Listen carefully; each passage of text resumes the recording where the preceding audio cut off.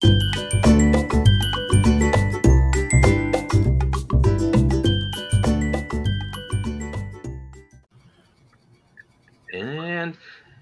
thank you everyone for joining us on a very special edition of Dan-A-Palooza. Today it is the Women of Professional Wrestling. So thank you for joining us.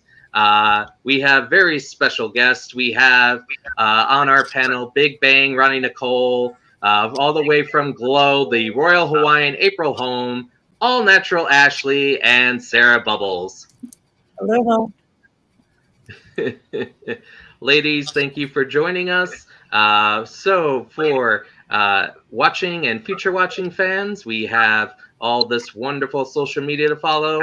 To follow All Natural Ashley's social medias, follow her on Instagram at All Natural Ashley Wrestling, at Twitter and Facebook at All Natural Ashley.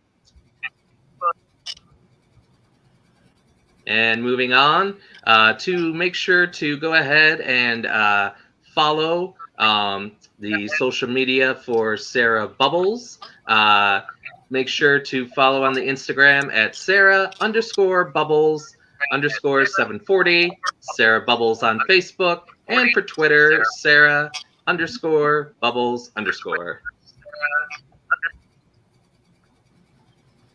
And to follow the Royal Hawaiian April Home social media, make sure to follow on Instagram, Royal Hawaiian 25, April Home on Facebook, and for Twitter, Glow Royal HWN to follow on Twitter. And finally, our last social media, to follow RoniNicole, make sure to follow her fan page at Big Bang RoniNicole. Make sure to follow her on Twitter at Glitterlicious. And make sure to follow on the Instagram, Roni_Nicole_Joshi Queen. So make sure you follow all those wonderful social medias. Ladies, welcome to the panel. Hi, Dan. Thank you so much for having us. This is really awesome. Thank you. But is anybody else garbled? What's that? I keep getting you guys freeze up, and I can hear you kind of going in and out. Okay. If you are using a certain browser, if it is Google Chrome, sometimes that is an issue, and you might have to use Firefox or another one for the application. So you could leave the room and do that, or we could just stay. Okay. Yep. That's just sometimes some of the bugs and the hiccups. Now it's okay. StreamYard. Yep. That's fine. That is the technical aspect of the show. Free StreamYard. So let's go ahead and begin. And I kind of want to just, I'll start with a general question. I kind of want to know, and we'll start with Ashley. What are your plans and goals as a wrestler for 2023? Well, I've been working really hard and training a lot and getting in good shape. I mean, sky's the limit. I'm definitely trying to get on some better shows. This is Nico. She always has to be on camera whenever there's a camera around. So. That's Dan's friend, the cat. But Dan has one too. Yeah. Nico would like to wrestle on television this year too if she gets the chance. So yeah, just keep getting better and do bigger and better things. I just thought I'd mention, if Nico is a wrestler, Tilly is also somewhat of a wrestler. Her move is the kitty crossbody off the fridge. So if you want to form a kitty tag team, that is also an option. Yeah, I think we definitely start our cat wrestling league for sure. She's debating on if she wants to be a lucha kitty or not, so I don't know where that stands, but we'll see. She can do it all, I think. Yeah, we'll see. Okay, let's move on to Roni. What is your plans for 2023 as a wrestler? As a wrestler for 2023, gosh, I never really make a plan.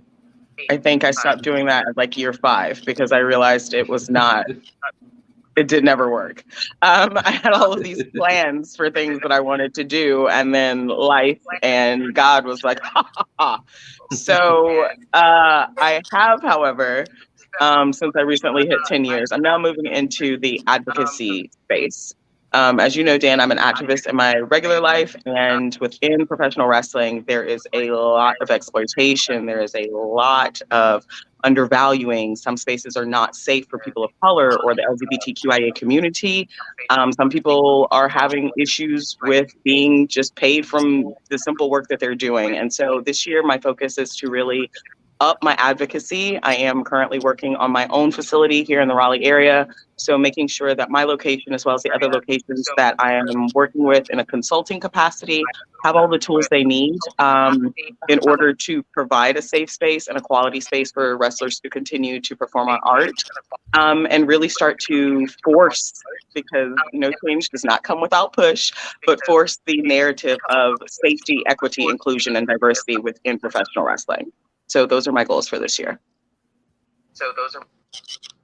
Well, I certainly know you will achieve your goals because you are very goal oriented and you always strive for the best. So I know you will achieve all of those. Let's move on to Sarah Bubbles. What are your plans as a wrestler for 2023? Well, I don't know how I'm supposed to go after Roni. That's like mountains of goals, and I'm like, I don't know, maybe I'll learn how to wrestle this year. Like, I mean, I haven't been training very long, so so my goal is to maybe learn things, maybe get some new promotions under my belt, but I do agree with the respect thing. I've seen it even just as a woman. It's really hard to get, because I was talking to a friend about this. I said, you wouldn't believe, just in my little bit of experience, how many times I've been told, it doesn't matter, you're a woman, or it doesn't matter, you're pretty, like by promoters. And so it would be really great if that didn't happen. So I'm with you, Roni. I support your cause there. That's my goal, is to learn how to wrestle and get better at it for safety reasons for everyone involved. That's it. Well, we know, and I know you'll definitely learn more and you'll achieve success. So thank you, Sarah Bubbles. And finally, from the world of Glow Wrestling, April, what are your plans for 2023? 2023. Well, I'm hoping it's better than 2022. That's for sure. Well, I guess just getting back on the road because of the pandemic. The last couple of years, I've only done local shows and events, which kind of kept me here in California, going to Vegas, going to Arizona, pretty much anywhere I could drive versus flying. So this year, I'm actually going to be voyaging out to, the fans have been dying for us to come to the East Coast. So prior to the pandemic, we were all over, 3-4 times a month, East Coast, West Coast, up north, down south, wherever. So it's been about 2 years that I haven't really been anywhere on a plane anyway. So hopefully next month I'm in Vegas, or no, I take it back. This month, at the end of this month, I'm in Vegas. April or May, March or something, I'm not sure what. April, I might be in the New York, Jersey area. June, I think I'm in Jacksonville, Florida with Sunny, the California girl. Will be at the River City WrestleCon. And then June is, I think, also East Coast, Jersey, somewhere in Rhode Island is usually in November sometimes. So I'm hoping to get to the East Coast and into the Connecticut area. And maybe we were talking about Charlotte or North Carolina and other places that have been asking for us to come. So we'll see. My goal really is to get on a plane and travel cross country a little bit more this year. So hopefully that happens. I hope that happens for you. You can definitely check out the sites and definitely let us know how it goes. All right. So, Yeah, for sure. I know some of you probably have questions for April. So if anybody has a question for April, you can go ahead and feel free to ask. We'll start with Roni. Should we say start with my question, Dan? Yes. Okay. April, how would you compare the climate of wrestling now to when you broke in? Well, night and day. Back in the 80s, since we were the first all women's league, we really didn't know what we were doing. Although David McLean, the producer, had a real clear idea and a vision of what he wanted. And so he had the help of Matt Simber, who was a Hollywood director who helped with Glow and directed the show. We didn't really know what we were doing. I mean, there was women wrestling. It's just that it was not all women. You know, you had the individual women's matches in the men's shows, and this was different. It was all about the women. So we learned the initial 12 of us that started the pilot series were trained by Mondo Guerrero. So the famous Guerrero family, Eddie Guerrero and Chavo Guerrero's the nephew and everybody else there. So we were trained by, you know, a great trainer, and then we performed and were able to take the show into 4 seasons. And then it was, you know, it would get women's wrestling. They're able to have their own pay-per-view, their headlining shows. The things that I watch those girls do today, Bianca Belair, that's my favorite, Charlotte Flair, you get Becky Lynch, all the girls that are wrestling today, or ladies that are wrestling today, are unbelievable, fabulous athletes doing crazy, crazy, crazy moves. And I say that I would have never done that stuff. And some of our fans say, yes, you did. You guys used to do that stuff. It was just a little bit, you know, tamer. So I see things way, way beyond what we probably ever would have imagined would be where the future of women's wrestling was. So it's a great honor, because people tell us, well, without you guys, there wouldn't be the wrestlers today. And so it is, you know, they're now calling us the trailblazers and the legends. And, you know, if you guys hadn't really pushed through and continued to do what we did for 4 seasons, maybe wrestling wouldn't be where it is today for women. So I'm always excited. I look forward to seeing what's next and who's going to try what. But yeah, I'm fascinated, and I'm a supporter of women's wrestling all the way. I mean, I'm willing to travel to watch, to see, to support.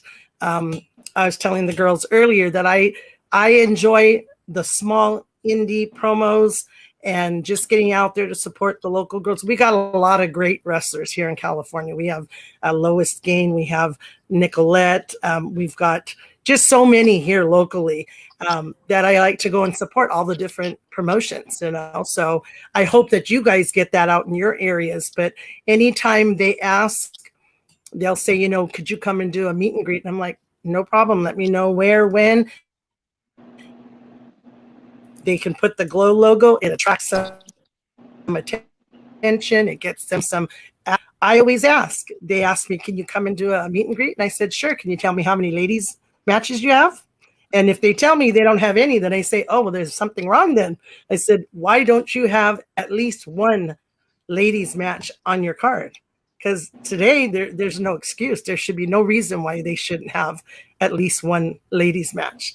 If not, now they're having intergender, you know, and all kind of other creative stuff. But yeah, today it's advanced, and I'm proud of it. I'm just looking forward to seeing what's to come. And right now, here locally in LA, we have WOW, which is David McLean's current promotion, and the show that's on TV is WOW, Women of Wrestling, and they're on all over the country. But here locally in LA, they come on Saturday nights at 10 o'clock. And it's a great show. So I've gone to most of the filmings for the show here in downtown LA. And if you haven't seen it, check it out. They're great. So you guys might be, they just had a tryout 2 days ago. So, you know, you never know. You guys might want to come to LA and audition for WOW. It's a great show. Lots of fun. Thank you for answering that question. Roni, did you have any more questions? You can circle back to me so I can let Sarah or Ashley go. Okay. Ashley, do you have a question? Yes. Before the interview, we were chatting a little bit, and it came up that you were an actress before you began working below. Could you tell us some of the things? Actually did. I was like one of you said, you didn't have any wrestling experience. I didn't either. It was like I worked in Hollywood because I was an actress and that's not what I was saying. I'm sorry. I'm asking what kind of stuff you acted in before you began wrestling. Oh, okay. A lot of it was I did a lot of community theater. I did a lot of live performances. I was a dancer, so I did stage. I'm a hula dancer. I've been dancing since I was 5. I done shows like Jake and the Fat, just random TV series background. When I lived in Hawaii, I did Jake and the Fat Man. I drove. I did stunt work. Here, just movies. God, I mean, I'm so old. I don't even remember all the shows I did, but did a lot of commercials and foreign ads for Japanese television commercials.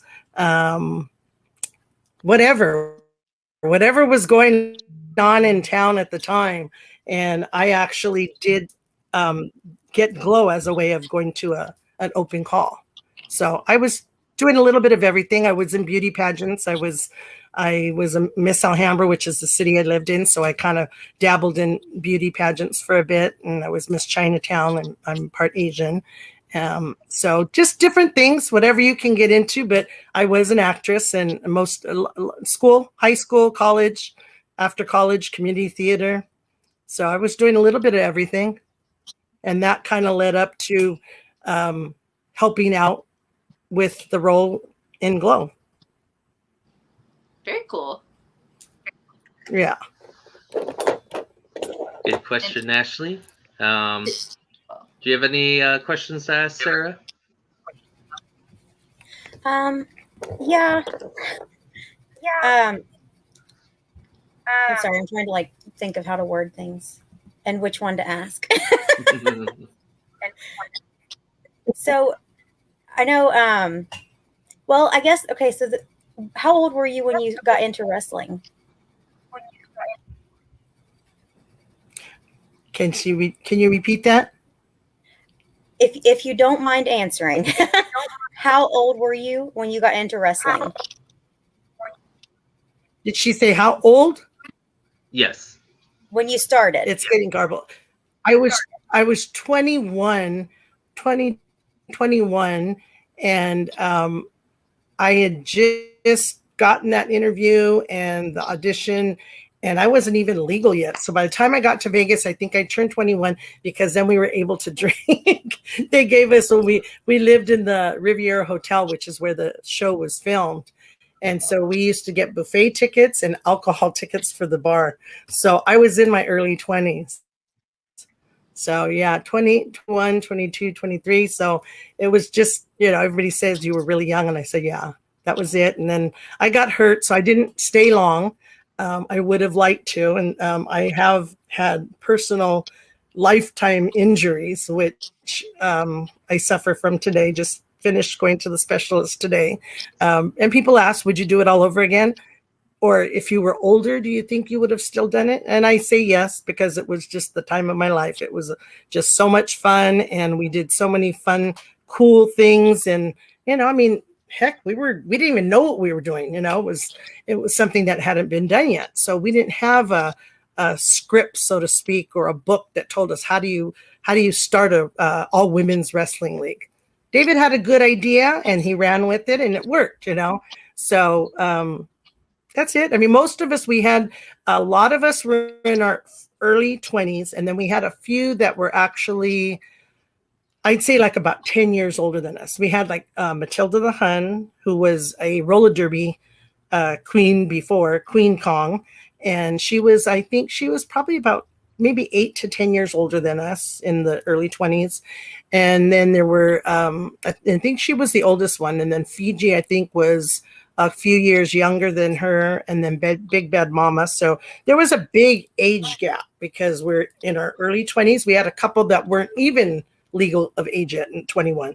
So it went from like 21 all the way up to like, I think at that time would have been like in their mid 30s, maybe almost, I don't know if it'd be quite 40, but they were a good 10, maybe 10, 15 years, possibly older than us. We had some that looked really, really good. Like they were older, but they looked really young. So that was a good thing for them. Thank you for answering that question. Does anybody else, Ashley, Roni, or Sarah, do you have any other questions for April? Yes. April, what would you say is the biggest lesson you've taken from your professional wrestling career thus far? Is the biggest what? Lesson you've taken from your professional wrestling career thus far? The biggest lesson, I would say, you know, I was one that when I started, because I was so young and I was in Hollywood, when I first got to the show, I had one experience with the casting couch situation. And when I got to the show, I let the director and the producer know that I was there to give 110%, 150%. Just don't ask me to go to a casting couch. Don't ask me to come to your room unless all the rest of the girls were coming. And I would say, do what you want to do. Don't make anybody force you to do what you don't want to do. I did that from the jump, and I had not 1 ounce of problems the entire time.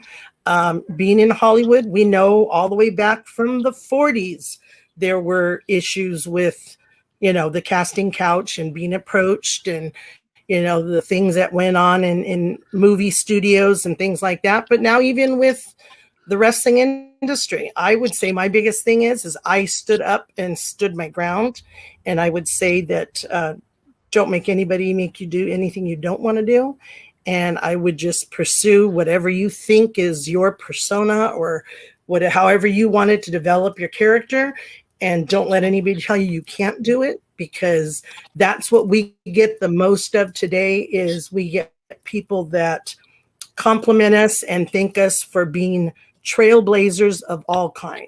We have a very big LGBTQ community where they say, we watched you girls cross over into a male-dominated sport, and it helped us to feel confident that we could come out maybe a little easier than it maybe had been in the past.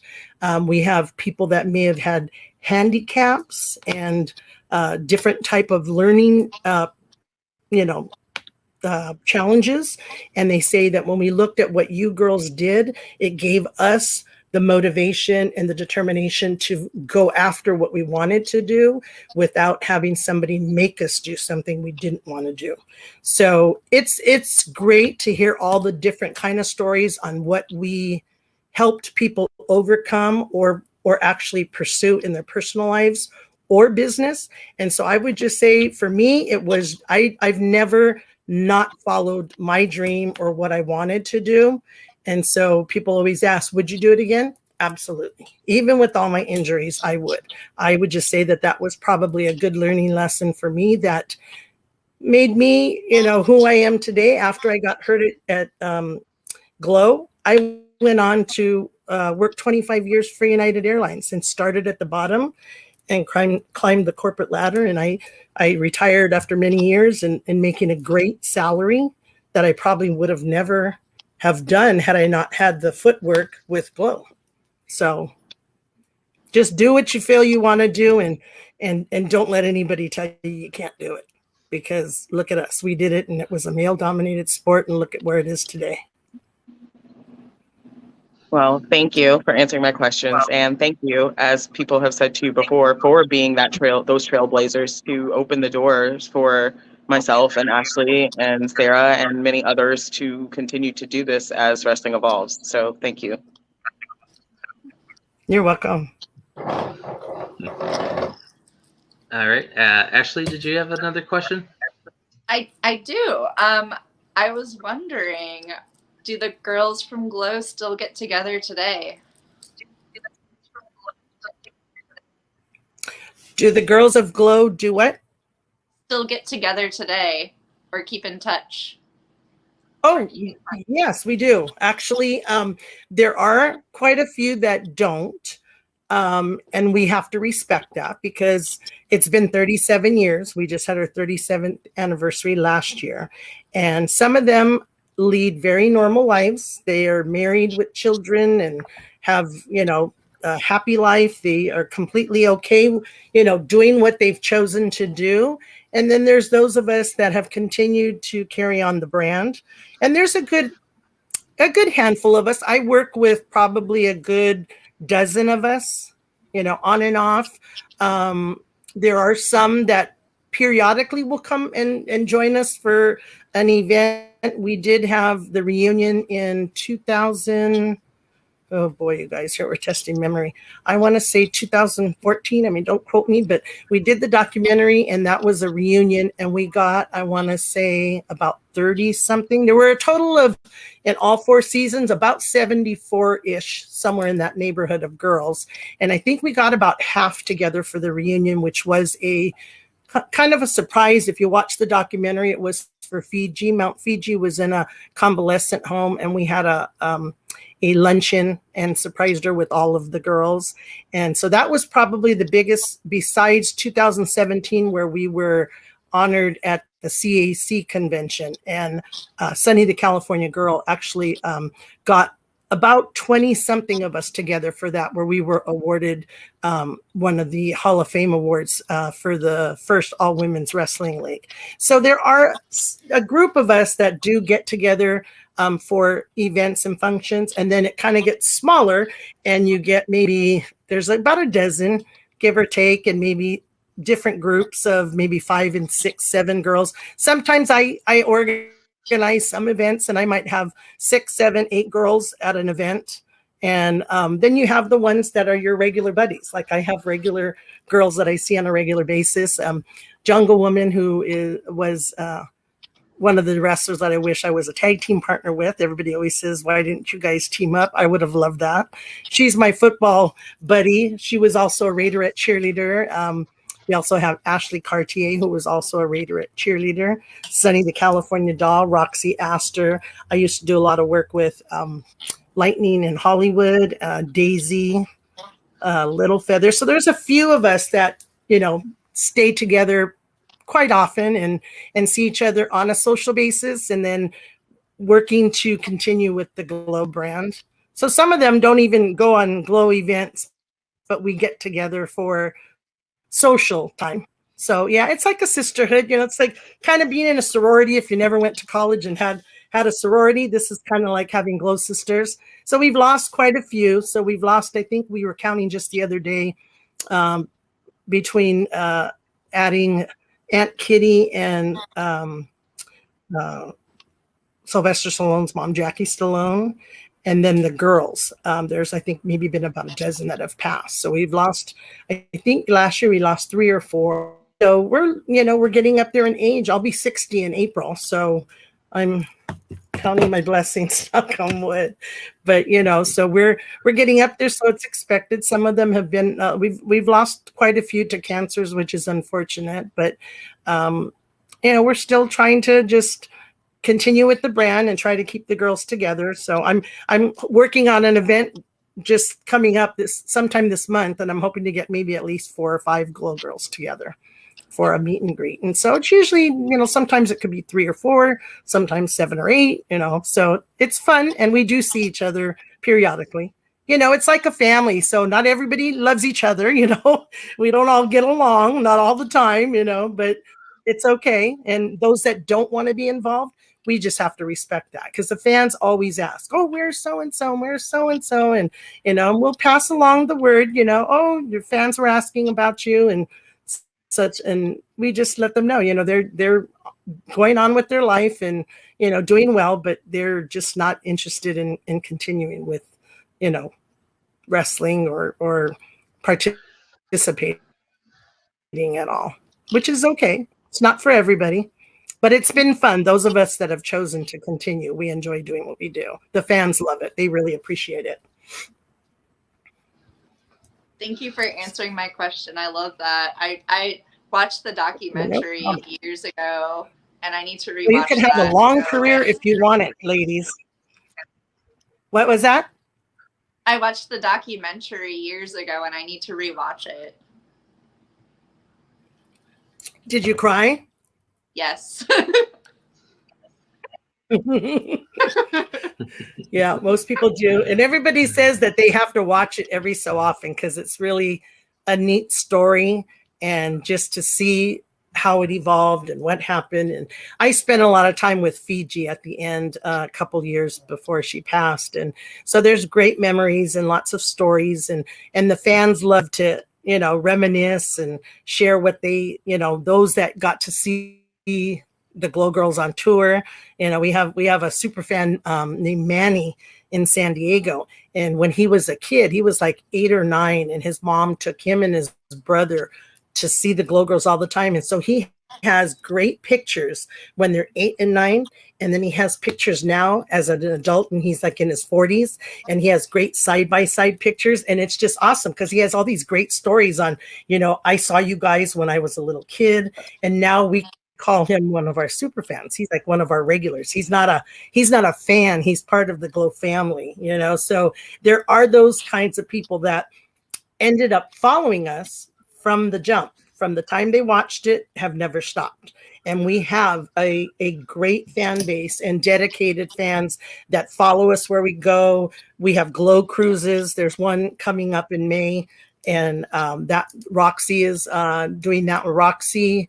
Dallas, gosh, I don't even know all the girls that are going, but I'm not going on that one. I'm doing something else. But there's been like maybe 4 or 5 different Glow cruises, which are just a total blast. You get to come on the cruise with us and vacation with the Glow Girls for a week and do all these excursions when you get to the ports. And then while we're on the ship, we have all these Glow activities. And so it's just a great, you know, individualized event if you want that, you know. And there are so many fans that will go on all of them, or whenever we do whatever and we're in their area, they're always there.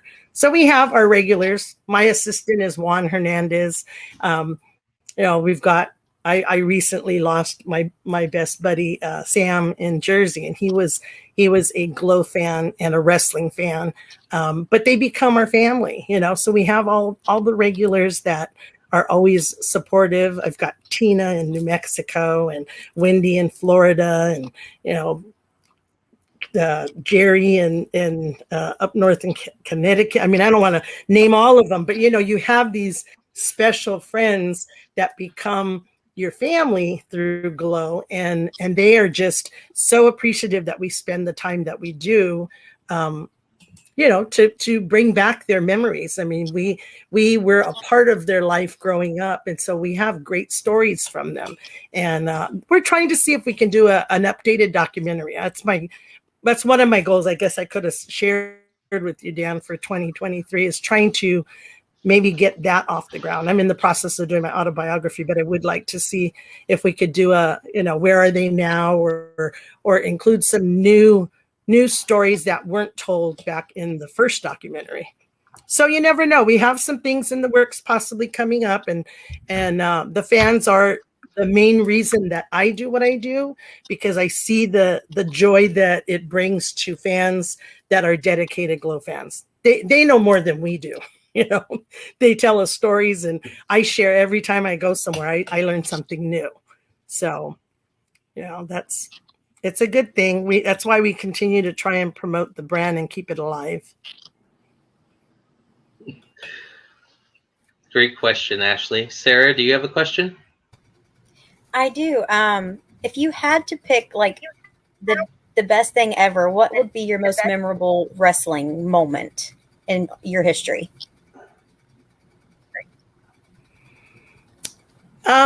Well, I would say kind of two, because I think everybody always asks, well, what was your best match, or what was your favorite match? And I would say it was the very first match when we did the pilot, which was episode 1. And that was because it was kind of like we prepared for this. We trained. It was like, I've been an entertainer since I was 5, to get to rehearse and learn a dance or a routine or a script or a play or a musical, whatever it is. And it's curtain time now. And that's just, if you've ever done live, that, to me, live theater or live performing is way better than anything on camera. Even though the wrestling was on film, it was a live show. So we were amped up. You're just the adrenaline, just everything about, and then because it was the unknown, like for me, the stage stuff wasn't a big deal because I've been in front of a crowd many moons, but it was the wrestling. I had no clue. I didn't know what it was going to be like. I mean, in my mind, I thought, okay, this is kind of going to be like my dancing. I'm learning a routine and I'm going to come in front of a crowd. But it was still just the excitement of the unknown, and not the fear, but for me, it was just the excitement, because it was like, oh my God, I'm going to come out here and we're going to do this show. And there's hundreds of people in the crowd and it's going to be on TV. Oh my God. And I was already on TV and had been that kind of stuff, but it was just the excitement of that it was wrestling and it was something I hadn't done before. And I really enjoyed it. I was a tomboy. So like they said, they were looking for girls who were athletic. I grew up between 2 boys, my 2 brothers. So I was a tomboy. I was athletic. So it was right up my alley. And when we did it, so that was my favorite. My favorite was the first one. And then I would have to say that when I won the crown, which I was the first heel. So Tammy Jones won the first crown, the first episode. That's how they started the show. And then I stole the crown. I broke her lollipop and stole her crown. Have to include that. She was like a Shirley Temple kind of girl, and she came in with little pigtails and her lollipop. And so I took the lollipop and smacked and broke the lollipop and stole her crown. And so I was the first heel that was a glow champ. So that was, I would say those would be my 2 highlighted, was just the very first because it was just so exciting. And then because I became the first heel that was a glow champ. And that's what everybody remembers me by, is that, and the fact that I used to crush pineapples. That was my gimmick, is I used to come in and I would bust pineapples, stick it in my face, and I would spit it out at the crowd, and someone always got pineapple, So that would be my 2 things that I would highlight, is the winning the crown and just my first match ever. So, but it was fun. I just had a ball. Great question, Sarah. And April. Yeah. I was going to give you the opportunity. Did you want to ask any of the ladies here a question yourself for them? Yes, I was going to ask Roni. Roni, how long have you been wrestling? Because I was talking to the other girls a little bit earlier, but how long have you been wrestling? I hit 10 years this year. Oh, wow. So okay. And what made you want to get involved in wrestling, and how did you start? I have a very extensive entertainment background as well. I did modeling and pageants and acting and singing as a child. So I was already immersed in the entertainment space. And because of the age gap between myself and my cousins, my first cousins, is about 12 years, I noticed, or I was able to go to a lot of their scholastic wrestling matches. So my interest was already piqued by seeing my family participate scholastically. And then I stumbled across WWE, and as well as some old grainy VHS tapes from Japan. And that really inspired me to walk the path of a wrestler. So 10 years later, here I am. I originally started my training here in North Carolina with Tony James, Eddie Brown, down at Ringworth, Carolina. And then I moved to C.W. Anderson's Cousins Training School and completed my training with C.W. Anderson, Chili Willy, and Lou Marconi. And then I moved to Japan for 4 years and finished my training there with the World Women Pro Wrestling Vienna Dojo and the Seedling Dojo. So here we are, all those many years later. So you grew up with it. You grew up and you see. I had no knowledge of wrestling, no experience. I was total, if you will, virgin wrestler, but I didn't know anything until I got to the training with Glow, and I was fortunate enough to work with Mondo Guerrero. But one of our Glow girls, Lightning, she was a wrestler. She wrestled a lot in Japan, and she holds 2 titles. I believe one of them is in Japan, but she did a lot of wrestling in Japan. So she traveled quite a bit. But it's an incredible place. That's very for cool. Sure. Yeah. Awesome. And what else are you wanting to do besides just wrestling? Anything else within the industry? I eventually would like to, like I said, I'm working on that now, but having my own training facility, an entertainment facility. So not just for wrestling, but to give wrestlers the opportunity to learn and develop skills that we use for wrestling, but in other mediums. So public speaking, acting, presentation, brand marketing, business in general. A lot of the things that I was taught, I'm very grateful for my education in wrestling. However, it was very old school and very carny in a way. And wrestling is a business, and especially now as we move into more and more technology and more digital age and more of everything being accessible through devices, marketing yourself, promoting yourself, and translating this art to those platforms wasn't something that was even a thing when I was trained. And so providing a place for people to learn how to do those things, to have safe training, and especially places for wrestlers of color. We haven't, Dan and I have never actually delved into it, but the racism and the misogyny in wrestling that I experienced coming up is something I would never want anybody else to experience. And so specifically creating that space here in North Carolina for that to happen. No shade to any of the other wonderful training facilities or schools that are here and that are available. But I'm looking to provide something that just doesn't exist, and that is a safe space. And so that is my new dream, is to combine the experience that I have in wrestling with the experience that I have outside of wrestling and my other endeavors. Sounds like you're gonna provide all the knowledge and services that one needs to succeed and be beyond the wrestling, with all the different experiences and things that you're providing. That's awesome. That's the hope. One thing that I'm reflecting on, because like I said, I'm still a baby. 10 years is nothing, especially, being in Japan. There were girls who were 10 years, but they were younger than me.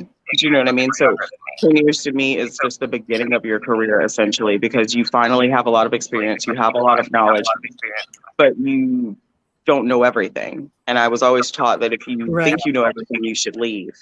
But one thing that I wasn't taught was how to do this, how to safely be on the road as a woman, how to not spend all my money traveling to shows, how to be respected as an athlete and a professional, how to navigate those situations, like you mentioned, the couch situations. It's not, essentially it's still a couch, but in wrestling, it's pay to play in one way or another. And a lot of times that's to the detriment of the wrestler or to the detriment of somebody. And to me, that's the detriment of the business.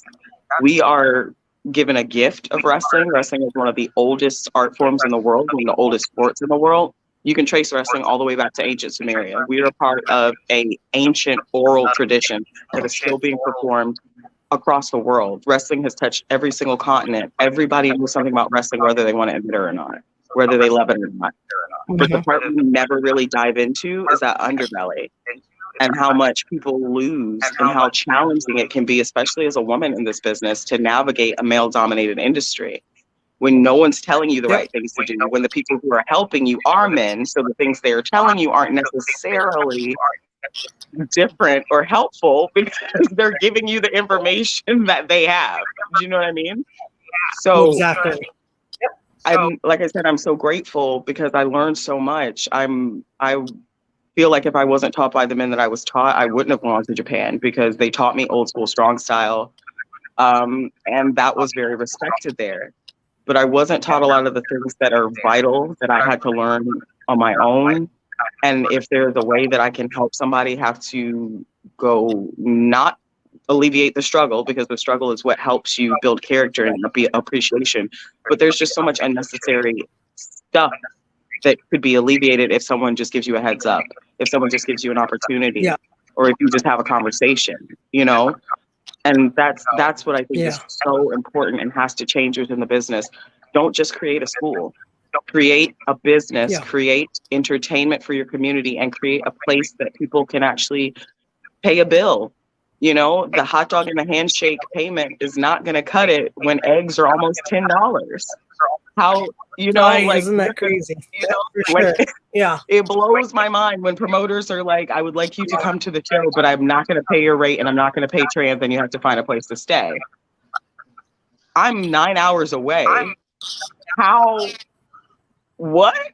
Like, so if you don't from the bottom start with the idea of meeting the needs of the people that you're employing, how do you expect to flourish, and how do you expect to do justice to this art? So that's really, in my little corner of the world here in North Carolina, is what my focus has been, just from everything that has happened to me, and to try to create a bubble to help others not struggle in such negative ways, but to have that good stress, that eustress, you know, that propels you forward without all of the stuff that can kind of drag you down. Okay. Well, sounds like you got a great plan, and North Carolina is lucky to have someone like you to provide that. You know, I mean, like us, I mean, we didn't know what the heck we were doing. I mean, we followed what was being directed by, you know, 2 or 3 with our writer and a couple of the, you know, staff, but we didn't know what we were doing, and we were in our 20s. You know, we didn't have someone like you maybe offering advice, and these are the things that you need to know. Here's some business sense. Da da da da da. What we didn't know what the heck we were doing. You know, so we were lucky that there wasn't too much negative stuff that happened during those years or times that we were doing that. But I'm sure that there were things going on that maybe we didn't even know about, you know? So just like anything else, like in the movie, you know, industry, and all the stuff that was going on in all the studios, and, you know, and that came out later on. But, you know, it's a good thing that we've got active women who are taking part in all areas of the business, you know, and also smart business women that are taking the initiative to do those kind of things to help the younger generations and the younger girls who may not have that kind of guidance or experience. So that's awesome. That's really just amazing. And I look forward. I'd like to, you know, follow you and take a look at what you're doing over there, because that's just amazing. So thank you for doing all that for the future lady wrestlers that, you know, are coming up in the business. So I couldn't have done this without y'all, and I couldn't have done this without the steps y'all took. So we all come full circle, you know. And I followed you on Instagram, so I definitely would like to stay connected for sure. For sure. That's amazing. Oh, right. Well, girls, so see, you guys are still young, and you're just starting, and you got a Roni where we didn't have a Roni. You know, ours was just kind of a, you know, try it out, and if you fail, get back up and, you know, do it again and see where it goes. But there's so many opportunities now, you guys, that, you know, it's the limits are not there like it was, you know, back in the day, even before Glow, you know. So, and there's so much to do. I mean, the industry is a $1 billion industry, you know, and why shouldn't the ladies be making some of this big money?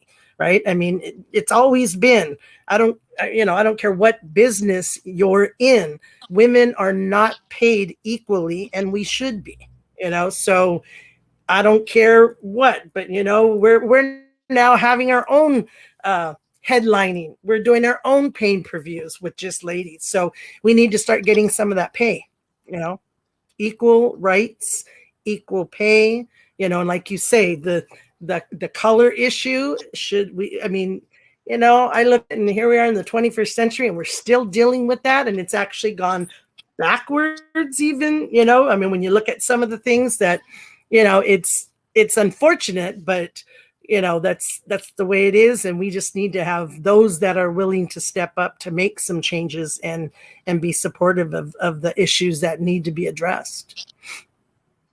So, but it's exciting. It's exciting. I mean, here we are, we're talking about wrestling, but it's more than wrestling, so we just have to be able to, provide the platform for other women to be able to speak of what they would like to see, would like to pursue, would like to see change, so that's amazing.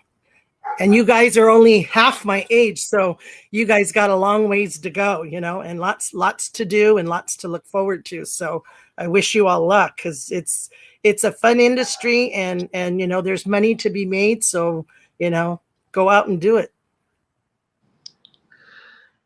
All right. Well, we're going to go ahead and wrap it up.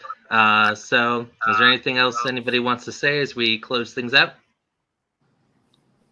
No, just thanks for having me, Dan. And it was great to be on this panel with y'all. And thank you again, April, Ashley, and Sarah. I know we're all at different places in our career, but it's amazing to be on a panel with women, because when I started, there was literally two women in North Carolina. So it's nice to be in these spaces. You, and yes, and stay in touch. And if there's anything I can shed some light on or give you some input or advice, or anything that you might have a question about what we did back in the day, or I'm always up for it. Now I'm even doing some mentoring with some of the high school girls, because now they have high school teams for girls now, so the girls are not having to wrestle on the boys teams anymore. They've got their own teams.